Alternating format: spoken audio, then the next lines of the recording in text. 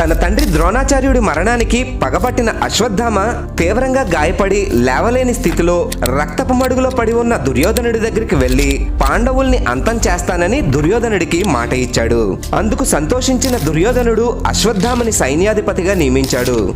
రాత్రిపూట ఓ చెట్టు కింద పడుకుని పాండవుల్ని ఎలా చంపాలా అని ఆలోచిస్తున్న అశ్వత్థామకి ఓ గుడ్లగూబ కాకిపై దాడి చేయడం కనిపించింది. పాండవుల్ని చంపడానికి అదే సరైన సమయమని పాండవ శిబిరం దగ్గరికి వెళ్ళాడు. కానీ శిబిరం బయట కాపలా ఉన్న రక్కసిపై అశ్వత్థామ ఎన్ని అస్త్రాలు సంధించినా అది చావకపోవడంతో అశ్వత్థామ అగ్నిలో ప్రవేశించి దేహత్యాగం చెయ్యడానికి సిద్ధపడ్డాడు. దాంతో రక్కసిగా ఉన్న శివుడు తన యథారూపాన్ని ధరించి అశ్వత్థామకి రుద్ర ఖడ్గాన్ని ఇచ్చి రోజంతా అజేయుడుగా ఉండే వరాన్ని కూడా ఇచ్చాడు.